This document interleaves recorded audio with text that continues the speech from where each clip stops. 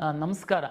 ಈಗ ಕರ್ನಾಟಕ ಪರೀಕ್ಷಾ ಪ್ರಾಧಿಕಾರದ ಮೂಲಕ ವಿವಿಧ ವೃತ್ತಿಪರ ಕೋರ್ಸ್ಗಳಿಗೆ ನಾವು ಕೌನ್ಸಿಲಿಂಗ್ ಶುರು ಮಾಡಿದ್ವಿ. ಮೊದಲ ಸುತ್ತಿನ ಫಲಿತಾಂಶವನ್ನು ಪ್ರಕಟಿಸಿ ತಾವೆಲ್ಲ ಚಾಯ್ಸ್ ಆಗ್ತಾ ಇದ್ದೀರಾ. ವಿಶೇಷವಾಗಿ ನೀಟ್ ಫಲಿತಾಂಶ ಪ್ರಕಟ ಆಗಿದೆ. ಯಾರೆಲ್ಲ ಕೌನ್ಸಿಲಿಂಗಲ್ಲಿ ಭಾಗವಹಿಸಿರುವಂಥವರು ಸಹ ನೀಟ್ ಪರೀಕ್ಷೆಯನ್ನು ಬರೆದು ನೀಟ್ ರ್ಯಾಂಕನ್ನು ಪಡೆದಿದ್ದೀರಾ. ನೀವು ನೀಟ್ ಅಂದರೆ ಮೆಡಿಕಲ್ ಡೆಂಟಲ್ ಆಯುಷ್ ಪಡೆಯುವಂಥವ್ರು ಇದ್ದೀರಾ. ಬಟ್ ಕೌನ್ಸಿಲಿಂಗಲ್ಲಿ ನೀವು ಪಾರ್ಟಿಸಿಪೇಟ್ ಮಾಡಿದ್ದೀರಾ, ಯಾವುದೋ ಒಂದು ಸೀಟನ್ನು ತಾವು ಪಡೆದಿದ್ದೀರಾ. ಇಲ್ಲಿವರೆಗೆ ಕೌನ್ಸಿಲಿಂಗಲ್ಲಿ ಭಾಗವಹಿಸಿನೇ ಇಲ್ಲ, ಆದರೆ CET ಎಕ್ಸಾಮನ್ನು ತಾವು ಬರೆದಿರ್ಬೋದು, ಅಪ್ಲಿಕೇಶನ್ ಹಾಕಿದ್ದೀರಾ. ಬಟ್ ನೀಟನ್ನು ಅಷ್ಟೇ ರಿಸಲ್ಟ್ ಬರಲಿ, ನೀಟ್ ಪರೀಕ್ಷೆ ಆಧರಿಸಿ ನಾವು ಮೆಡಿಕಲ್ಗೆ ನಾವು ಭಾಗವಹಿಸಬೇಕು ಅನ್ನುವಂತಹ ಪೋಷಕರು ವಿದ್ಯಾರ್ಥಿಗಳಿದ್ದೀರಾ. ಈ ನೀಟ್ ಫಲಿತಾಂಶ ಪ್ರಕಟವಾದ ಹಿನ್ನೆಲೆ ಒಳಗಡೆ ಮೆಡಿಕಲ್ ಡೆಂಟಲ್ ಆಯುಷ್ ಅಡ್ಮಿಷನ್ ಪಡೆಯುವಂತಹ ವಿದ್ಯಾರ್ಥಿಗಳು ಮತ್ತು ಪೋಷಕರಿಗೆ ಕೆಲವು ಆರಂಭಿಕವಾಗಿ ಏನೆಲ್ಲ ತಾವು ಮಾಡಬೇಕಾಗುತ್ತೆ ಸಿದ್ಧತೆ ಅಂತ ಅನ್ನುವಂಥದ್ದನ್ನು ನಾನು ಹೇಳ್ತೀನಿ. ಯಾಕೆಂದರೆ ತಾವು ಸುಮ್ಮನೆ ಗೊಂದಲದಲ್ಲಿದ್ದೀರಾ. ನನಗೆ ಯಾರ್ಯಾರು ಫೋನ್ ಮಾಡ್ತಾ ಇದ್ದಾರೆ, ಇಲ್ಲ CET ಕೌನ್ಸಿಲಿಂಗಲ್ಲಿ ಭಾಗವಹಿಸಿರ್ಬೇಕಂತೆ ಕಂಪಲ್ಸರಿ, ಅವರು ಮಾತ್ರ ಇಲ್ಲಿ ನೀಟು ಆಪ್ಷನ್ ಎಂಟ್ರಿ ಮಾಡೋದಕ್ಕಾಗುತ್ತಂತೆ, ಇಲ್ಲ ಈಗ ನೀಟು ನೀವು ರಿಸಲ್ಟ್ ಬಂದುಬಿಟ್ಟಿದೆ, ಇನ್ನೇನು ಕೌನ್ಸಿಲಿಂಗ್ ಶುರುವಾಗುತ್ತೆ, ನೀವು ಲಾಗಿನ್ ಆಗಿ ಆಪ್ಷನ್ ಎಂಟ್ರಿ ಮಾಡಬೇಕಂತೆ, ನೀವು ಲಿಂಕ್ ಏನೆಲ್ಲ ಹೇಳ್ತೇನೆ. ನಾನು ನಿಮಗೆ ಕ್ಲಾರಿಟಿ ಕೊಡ್ತೀನಿ. ನೋಡಿ, ನಮ್ಮ ರಾಜ್ಯದಲ್ಲಿ ನಾವು ಕಂಬೈನ್ಡ್ ಸೀಟ್ ಅಲಾಟ್ಮೆಂಟ್ ಅಂತ ಮಾಡ್ತೀವಿ. ಏನು ಕಂಬೈನ್ಡ್ ಸೀಟ್ ಅಲಾಟ್ಮೆಂಟ್ ಅಂದರೆ, ಬೇರೆ ಬೇರೆ PUC CET ಫಲಿತಾಂಶ ಮತ್ತು ನೀಟು ಫಲಿತಾಂಶವನ್ನು ಆಧರಿಸಿ ಯಾವೆಲ್ಲ ಕೋರ್ಸ್ಗಳಿಗೆ ಹಂಚಿಕೆಯನ್ನು ಮಾಡ್ಬೋದು ಸೀಟ್ಗಳನ್ನು, ಅದನ್ನೆಲ್ಲ ಒಟ್ಟಿಗೆ ನಾವು ಮಾಡ್ತೀವಿ. ಅಂದರೆ ಕೆಲವು ರಾಜ್ಯಗಳಲ್ಲಿ ಹೇಗಿದೆ ಅಂದರೆ, ನೀಟ್ ರ್ಯಾಂಕನ್ನು ಆಧರಿಸಿ ಒಂದು ಕೌನ್ಸಿಲಿಂಗ್ ಮಾಡ್ತಾರೆ. ಸೇಮ್ ವಿದ್ಯಾರ್ಥಿ ಅಗ್ರಿಕಲ್ಚರ್ ಹೋಗ್ಬೇಕಂದ್ರೆ ಅಲ್ಲೊಂದು CET ಬರೀಬೇಕು, ಅದಕ್ಕೆ ಒಂದು ಕೌನ್ಸಿಲಿಂಗ್ ಭಾಗವಹಿಸಬೇಕು. ವೆಟರ್ನರಿ ಆದರೆ ಅದಕ್ಕೊಂದು, ಇಂಜಿನಿಯರಿಂಗ್ ಆದರೆ ಅದಕ್ಕೊಂದು. ಅಲ್ಲಿ ಹೋಗಿ ಜಾಯಿನ್ ಆಗ್ತಾರೆ, ಅದಾದಮೇಲೆ ಅಲ್ಲಿ ಬಿಟ್ಬಿಟ್ಟು ಅಕಸ್ಮಾತ್ ಅವ್ರಿಗೆ ಬೇರೆ ಸಿಕ್ತು ಅಂತಂದರೆ ಈ ಕಡೆ ಬರ್ತಾರೆ. ಈ ಥರ ಆಮೇಲೆ ಬೇರೆ ಬೇರೆ ಟೈಮಲ್ಲಿ ಕೌನ್ಸಿಲಿಂಗ್ ನಡೆಯುತ್ತೆ. ಬಟ್ ನಮ್ಮ ರಾಜ್ಯದಲ್ಲಿ ಆ ರೀತಿ ಇಲ್ಲ. ನಮ್ಮಲ್ಲಿ ಎಲ್ಲ ವೃತ್ತಿಪರ ಕೋರ್ಸುಗಳಿಗೆ ಕಂಬೈನ್ಡ್ ಕೌನ್ಸಿಲಿಂಗ್ ನಾವು ಮಾಡುವಂಥದ್ದು. ಹಾಗಾಗಿ ಯಾರೆಲ್ಲ CET ಅಪ್ಲಿಕೇಶನ್ ಹಾಕಿದ್ದೀರಾ, ನೀವು ನೀಟು ಪರೀಕ್ಷೆಯನ್ನು ಸಹ ಬರೆದಿದ್ದೀರಾ, ನೀಟು ಫಲಿತಾಂಶ ಪ್ರಕಟ ಆಗಿದೆ. ನೀವೇನಪ್ಪ ಮಾಡಬೇಕು ಅಂತಂದರೆ, ನೀಟು ರಿಸಲ್ಟ್ ಏನೋ ಬಂದಿದೆ ನಿಮಗೆ ಗೊತ್ತಿದೆ, ಆದರೆ ನೀಟ್ ಪರೀಕ್ಷೆ ನಡೆಸ್ತವ್ರು ಯಾರು? ನ್ಯಾಷನಲ್ ಟೆಸ್ಟಿಂಗ್ ಏಜೆನ್ಸಿಯವರು. ಅವರು MCC ಮುಖಾಂತರ ನಮಗೆ ಇಡೀ ಇಂಡಿಯಾದಲ್ಲಿ ಎಷ್ಟು ಜನ ನೀಟ್ ಪರೀಕ್ಷೆಯಲ್ಲಿ ಅರ್ಹತೆಯನ್ನು ಗಳಿಸಿದ್ದಾರೆ ಅವರ ಒಂದು ಡೇಟಾವನ್ನು ನಮಗೆ ಕೊಡ್ತಾರೆ, ಫಲಿತಾಂಶವನ್ನು ಕೊಡ್ತಾರೆ. ಅದು ಇನ್ನೂ ನಮಗೆ ಕೊಟ್ಟಿಲ್ಲ. ಇನ್ನೊಂದು 2-3 ಡೇಸ್ ಒಳಗಡೆ ನಮಗೆ ಕೊಡ್ಬೋದು. ಕೊಡ್ತಿದ್ದಂಗೆ ನಾವೇನು ಮಾಡ್ತೀವಿ, ನಿಮ್ಮ ಲಾಗಿನ್ನಲ್ಲಿ ನೀಟ್ ರಿಜಿಸ್ಟರ್ ನಂಬರ್ನ ಎಂಟ್ರಿ ಮಾಡುವಂಥದ್ದಕ್ಕೆ ಎನೇಬಲ್ ಮಾಡ್ತೀವಿ. ನೀವೇನು ಮಾಡಬೇಕು ಅಂತಂದರೆ, ನೀವು ಹೆಂಗೆ CETದು ಅಪ್ಲಿಕೇಶನ್ನ ಹಾಕಿದ್ರಿ, ನಂತರ ಆಲ್ ಟಿಕೆಟ್ ಡೌನ್ಲೋಡ್ ಮಾಡ್ಕೊಂಡ್ರಿ, CET ರಿಸಲ್ಟನ್ನು ನೋಡಿದ್ರಿ, ಲಾಗಿನ್ ಆದ್ರಿ. ಕೆಲವರು ಈಗ ಆಪ್ಷನ್ ಎಂಟ್ರಿ ಮಾಡುವಂಥದ್ದಕ್ಕೆ ಲಾಗಿನ್ ಆದ್ರಿ. ಅದೇ ರೀತಿ ಲಾಗಿನ್ ಆದರೆ ಅಲ್ಲಿ ನೀಟ್ ರಿಜಿಸ್ಟರ್ ನಂಬರ್ನ ಎಂಟ್ರಿ ಮಾಡುವಂಥದ್ದು ಒಂದು ಬಾಕ್ಸ್ ಇರುತ್ತೆ. ತಾವಲ್ಲಿ ನೀಟ್ ನಂಬರ್ ಎಂಟ್ರಿ ಮಾಡ್ತಿದ್ದಾಗೇ ನಮಗೆ ನ್ಯಾಷನಲ್ ಟೆಸ್ಟಿಂಗ್ ಏಜೆನ್ಸಿಯವರು MCC ಮೂಲಕ ನಮಗೆ ಕೊಟ್ಟಿರುವಂತಹ ನಿಮ್ಮ ಫಲಿತಾಂಶದ ಡೇಟಾ ಫೆಚ್ ಆಗುತ್ತೆ. ಅಲ್ಲಿಗೆ ನೀವು ಸಬ್ಮಿಟ್ ಮಾಡ್ತು ಅಂತಂದರೆ ಅಷ್ಟೇ ಕೆಲಸ. ನಿಮ್ಮದು ಅಪ್ಲಿಕೇಶನ್ ಆಲ್ರೆಡಿ ಹಾಕಿದ್ದೀರಾ, ರಿಸರ್ವೇಷನ್ ಆಲ್ರೆಡಿ ಹಾಕಿದ್ದೀರಾ, ಕೆಲವರು ಲಿಂಗ್ವಿಸ್ಟಿಕ್ಕು, ರಿಲಿಜಿಯಸ್ ಮೈನಾರಿಟಿ ಹಾಕಿದ್ದೀರಾ, ಕ್ಯಾಸ್ಟ್ ಇನ್ಕಮ್ ಹಾಕಿದ್ದೀರಾ, ಕನ್ನಡ ಮೀಡಿಯಮ್ ರೂಲ್ ಎಲ್ಲನೂ ಆಗಿದೆ. ಕೆಲವರು ಪಾರ್ಟಿಸಿಪೇಟು ಮಾಡಿದ್ದೀರಾ ಕೌನ್ಸಿಲಿಂಗಿಗೆ. ಈಗ ನೀವು ಬೇರೆ ಏನು ಮಾಡೋಗತ್ತೆ ಇಲ್ಲ. ನೀವು ನೀಟ್ ನಂಬರ್ನ ನಿಮ್ಮ ಅಪ್ಲಿಕೇಶನಿಗೆ ಲಿಂಕ್ ಮಾಡಿದರೆ ನಿಮ್ಮ ನೀಟ್ ರ್ಯಾಂಕು ಇಲ್ಲಿಗೆ ಫೆಚ್ ಆಗಿ ಬಂದು ಕೂತ್ಕೊಳ್ಳುತ್ತೆ. ನೆಕ್ಸ್ಟು ನೀವು ನಿಮ್ಮ ವೆರಿಫಿಕೇಷನ್ ಸ್ಲಿಪ್ಪನ್ನು ಮತ್ತೊಮ್ಮೆ ತಾವು ಡೌನ್ಲೋಡ್ ಮಾಡಿದರೆ ಅದರಲ್ಲಿ ನೀಟ್ ರ್ಯಾಂಕು ಡಿಸ್ಪ್ಲೇ ಆಗುತ್ತೆ. ಈಗ ಆಲ್ರೆಡಿ ನಿಮಗೆ ಇಂಜಿನಿಯರಿಂಗು, ವೆಟರ್ನರಿ, ಅಗ್ರಿಕಲ್ಚರು ಇವೆಲ್ಲ ರ್ಯಾಂಕ್ ಬಂದಿದ್ದಾವೆ.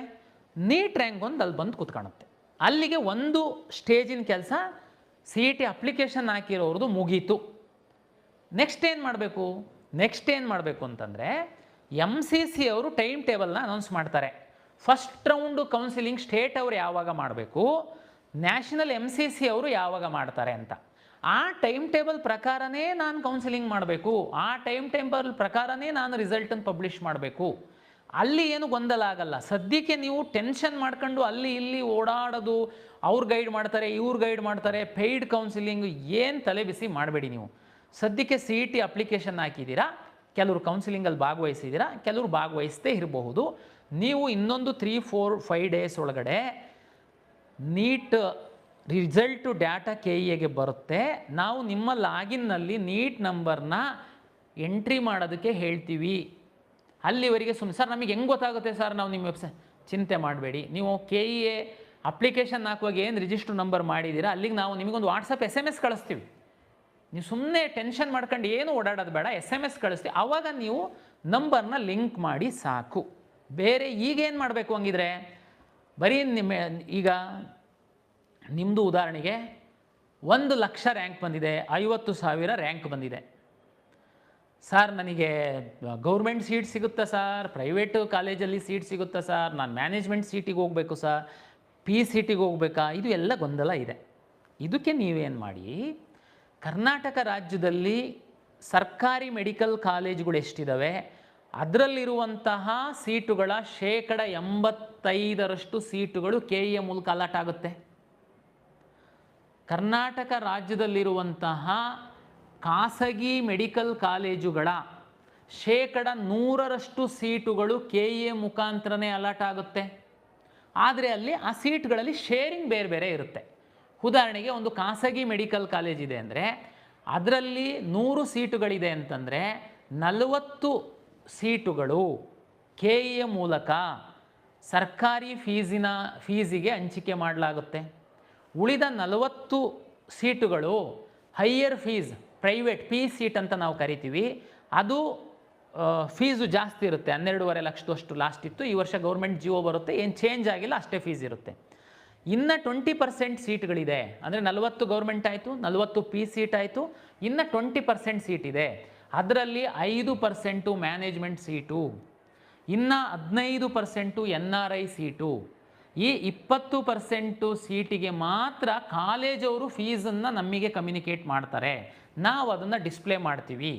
ಪೇರೆಂಟ್ಸ್ ಈಗ ನೀವು ಕೇಳ್ಬೋದು, ಸರ್ ಗೌರ್ಮೆಂಟ್ ಸೀಟ್ 40% ಸೀಟು ಸರ್ಕಾರನೇ ಫೀಸ್ ಫಿಕ್ಸ್ ಮಾಡುತ್ತೆ ಅಂತ ಹೇಳ್ತೀರಾ, ರಿಮೈನಿಂಗ್ 20% 5% NRI ಮತ್ತು 5% ಮ್ಯಾನೇಜ್ಮೆಂಟು 15% NRI ಸೀಟಿಗೆ ಕಾಲೇಜವರೇ ಫೀಸ್ ಫಿಕ್ಸ್ ಮಾಡಬೇಕು ಅಂತ ಹೇಳ್ತೀರಾ.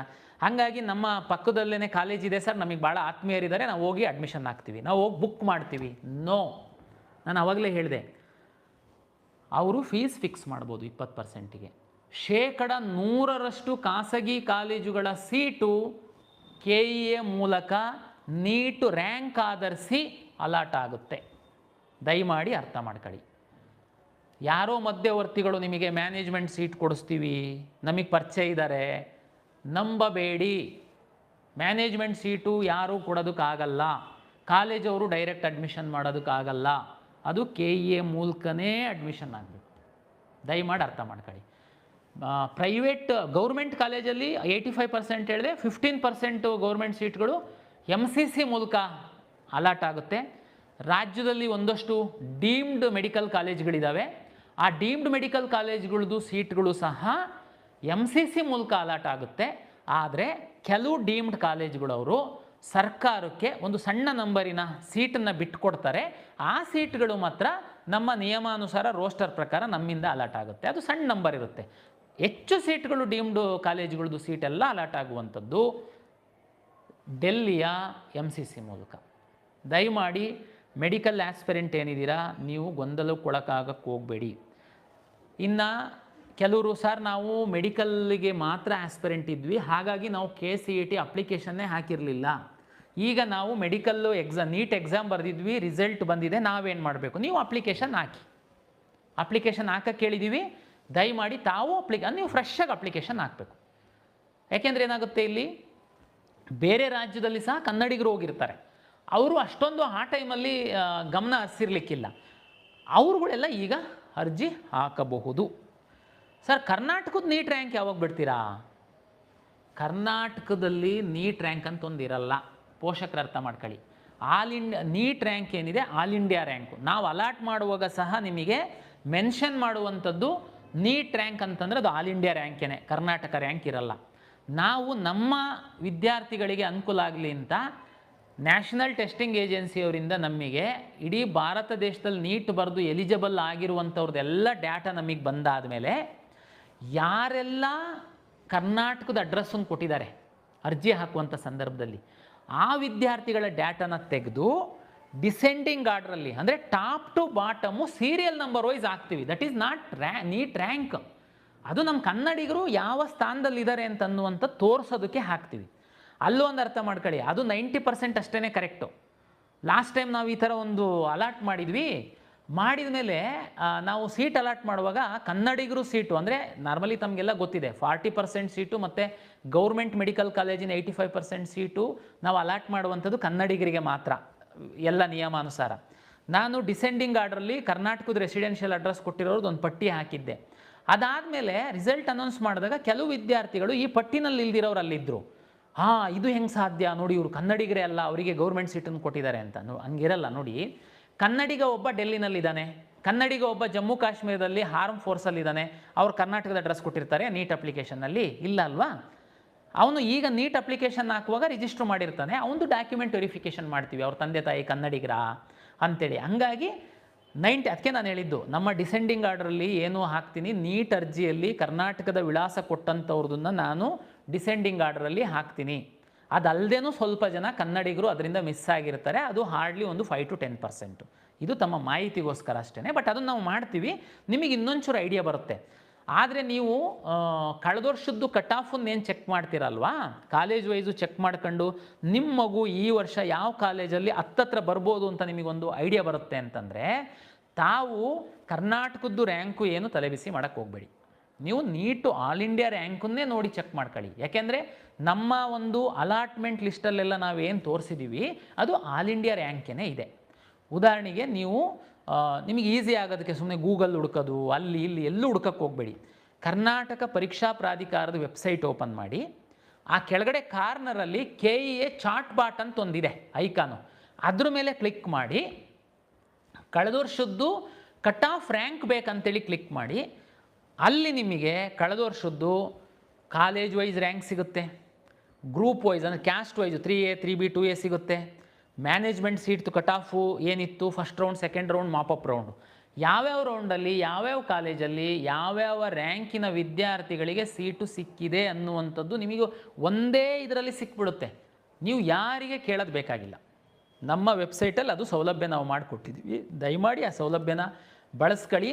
ಮುಂದಿನ ಒಂದು ವಾರ ಆಗ್ಬೋದು ನನ್ನ ಪ್ರಕಾರ ಡೇಟಾ ಬಂದು ನಾವು ನಿಮಗೆ ಮೆಡಿಕಲ್ ಎಜುಕೇಷನಿಂದ ನಮಗೆ ಈ ವರ್ಷದ್ದು ಮೆಡಿಕಲ್ ರಿಲೇಟೆಡ್ ಸೀಟ್ ಮ್ಯಾಟ್ರಿಕ್ಸ್ ಬಂದು ನಾನು ಕೌನ್ಸಿಲಿಂಗ್ ಶುರು ಮಾಡುವಂಥದ್ದು. ತಮಗೆಲ್ಲ ಗೊತ್ತಿದೆ, ಈಗ ಫಸ್ಟ್ ರೌಂಡು ಇಂಜಿನಿಯರಿಂಗ್ ಕೋರ್ಸ್ ಎಲ್ಲ ಏನು ಚಾಯ್ಸ್ ಫಿಲ್ಲಿಂಗು ಮುಗಿದು ಏನು ನೆಕ್ಸ್ಟು ರೌಂಡೊಂದು ಶುರು ಮಾಡೋದ್ರೊಳಗಡೆ ಅದು ಬರುತ್ತೆ, ಎನೇಬಲ್ ನಾವು ಮಾಡ್ತೀವಿ. ಅಲ್ಲಿವರೆಗೆ ನೀವು ಹೋಮ್ವರ್ಕ್ ಮಾಡ್ಕೊಳ್ಳಿ. ಸುಮಾರು ಜನ ಯಾರು ನಾನೀಗಾಗಲೇ ಬೇರೆ ವಿಡಿಯೋದಲ್ಲಿ ಕ್ಲಾರಿಫೈ ಮಾಡಿದ್ದೀನಿ, ಯಾರು ಕೌನ್ಸಿಲಿಂಗಲ್ಲಿ ಭಾಗವಹಿಸಿದ್ದೀರಾ, ಮೆಡಿಕಲ್ ಆಸ್ಪರೆಂಟ್ ಇದ್ದೀರಾ, ದಯಮಾಡಿ ಅಡ್ಮಿಷನ್ ಆಗೋಕ್ಕೆ ಹೋಗಬೇಡಿ. ಚಾಯ್ಸ್ 2 ಹಾಕಿ ವೆಯ್ಟ್ ಮಾಡಿ. ನಾನು ಮೆಡಿಕಲ್ಲು ಡೆಂಟಲ್ ಆಯು ಸೀಟ್ ಮ್ಯಾಟ್ರಿಕ್ಸ್ ಬರ್ತಿದ್ದಂಗೆ ನಿಮ್ಮ ಲಾಗಿನಲ್ಲಿ ಡಿಸ್ಪ್ಲೇ ಆಗುತ್ತೆ, ತಾವು ಅದಕ್ಕೆ ಆಪ್ಷನ್ ಎಂಟ್ರಿ ಮಾಡ್ಬೋದು. ಫಾರ್ಮಸಿ ಕೋರ್ಸು ಏನು 2 ಇತ್ತು, B ಮತ್ತು D ಫಾರ್ಮಾ, ಅದು ನಮಗೆ ಸೀಟ್ ಮ್ಯಾಟ್ರಿಕ್ಸ್ ಬರಲಿಲ್ಲ, ಹಂಗಾಗಿ ನಾವು ಎನೇಬಲ್ ಮಾಡಿಲ್ಲ. ಅವರು ಸೀಟ್ ಮ್ಯಾಟ್ರಿಕ್ಸ್ ಕೊಡ್ತು ಅಂತಂದರೆ ಸೆಕೆಂಡ್ ರೌಂಡಲ್ಲಿ ನಾವು ಎನೇಬಲ್ ಮಾಡ್ತೀವಿ. ಕರ್ನಾಟಕ ಪರೀಕ್ಷಾ ಪ್ರಾಧಿಕಾರ ಬೇರೆ ಬೇರೆ ಇಲಾಖೆಗಳು ಕೊಡುವಂಥದ್ದನ್ನೆಲ್ಲ ತೆಗೆದುಕೊಂಡು ನಾವು ಕೌನ್ಸಿಲಿಂಗ್ ಮಾಡುವಂಥದ್ದು. ನಿರಂತರವಾಗಿ ಎಲ್ಲ ಇಲಾಖೆಗಳ ಜೊತೆ ನಾವು ಸಂಪರ್ಕದಲ್ಲಿದ್ದು ಮನವಿಯನ್ನು ಮಾಡಿ ಆದರೆ ನಾವು ಟೈಮ್ ಟೇಬಲ್ ಸಹ ಫಾಲೋ ಮಾಡಬೇಕಾಗುತ್ತೆ. ಹೆಚ್ಚು ವಿದ್ಯಾರ್ಥಿಗಳ ಹಿತದೃಷ್ಟಿಯನ್ನು ಸಹ ನಾವು ಕಾಪಾಡಬೇಕಾಗುತ್ತೆ. ಹಾಗಾಗಿ ನಾವು ಕೆಲವೊಮ್ಮೆ ಟೈಮ್ ಟೇಬಲಿಗೆ ಸ್ಟಿಕನ್ ಆಗಬೇಕಾಗುತ್ತೆ. ಫಸ್ಟ್ ರೌಂಡು ಕೊನೆ ತನಕ ನಾವು ಕಾದರೂ ಅವ್ರು ಕೊಟ್ಟಿಲ್ಲ, ಈ ರೌಂಡಲ್ಲಿ ಅವರು ಕೊಡ್ತಾರೆ ಅಂತ ಭಾವಿಸಿದ್ದೀನಿ. ಕೊಡ್ತಿದ್ದಂಗೆ ನಾನು ಎನೇಬಲ್ ಮಾಡ್ತೀನಿ. ಯಾರು ಫಾರ್ಮಸಿ ಆಸ್ಪಿರೆಂಟ್ಸ್ ಇದ್ದೀರಾ, ತಾವು ಈಗ ಅಕಸ್ಮಾತ್ ಯಾವುದಾದ್ರೂ ಬೇರೆ ಕೋರ್ಸ್ ಹಾಕಿದರೆ, ಯಾರು ಮೆಡಿಕಲ್ ಆಸ್ಪಿರೆಂಟ್ ಇದ್ದೀರಾ, ಡೆಂಟಲ್ ಆಸ್ಪಿರೆಂಟ್ ಇದ್ದೀರಾ, ಆಯುಷ್ ಆಸ್ಪಿರೆಂಟ್ ಇದ್ದೀರಾ, ಈಗ ನೀವು ಕೌನ್ಸಿಲಿಂಗಲ್ಲಿ ಭಾಗವಹಿಸಿ ತಮ್ಗೆ ಯಾವುದಾದ್ರೂ ಸೀಟ್ ಸಿಕ್ಕಿತ್ತು ಅಂತಂದರೆ ತಾವು ದಯಮಾಡಿ ಚಾಯ್ಸ್ 2 ಹಾಕಿ ವೆಯ್ಟ್ ಮಾಡಿ. ಗಡಿಬಿಡಿನಲ್ಲಿ ಅಡ್ಮಿಷನ್ ಆಗೋದಕ್ಕೆ ಹೋಗಬೇಡಿ. ನೆಕ್ಸ್ಟ್ ರೌಂಡಲ್ಲಿ ಅದನ್ನೆಲ್ಲ ಸೇರಿಸ್ಕೊಂಡು ನಾವು ಸೀಟ್ ಅಲಾಟ್ಮೆಂಟ್ ಮಾಡ್ತೀವಿ. ಹಾಗಾಗಿ ಇದು ವಿಶೇಷವಾಗಿ ಒಂದು ಸಣ್ಣ ವಿಡಿಯೋ. ನೀಟ್ ಪರೀಕ್ಷೆ ಬರೆದು ಫಲಿತಾಂಶ ಪ್ರಕಟ ಆಗಿ ಇರುವಂತಹ ಪೋಷಕರು ವಿದ್ಯಾರ್ಥಿಗಳಿಗೆ ನಮಗೆ ಸೀಟ್ ಸಿಗುತ್ತೋ ಬಿಡುತ್ತೋ ಸಿಗಲ್ವೋ ಏನು ಮಾಡಬೇಕು ಅದೆಲ್ಲ ಗೊಂದಲಕ್ಕೆ ಪರಿಹಾರ ಕಳೆದ ವರ್ಷದ್ದು ಕಟ್ ಆಫನ್ನು ನೋಡಿ ನೀವೊಂದು ತೀರ್ಮಾನ ಮಾಡಿ.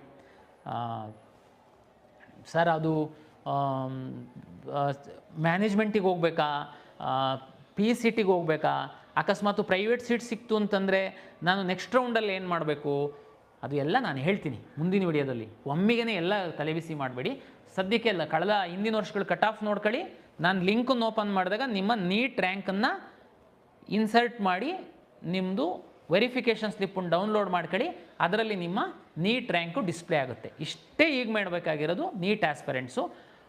ಇಲ್ಲಿವರೆಗೆ ಅರ್ಜಿನೇ ಹಾಕಿಲ್ದಿರೋರು ಮಾತ್ರ ಅರ್ಜಿ ಹಾಕೋದಕ್ಕೆ ನಾನು ರಿಕ್ವೆಸ್ಟ್ ಮಾಡ್ತೀನಿ. Thank you.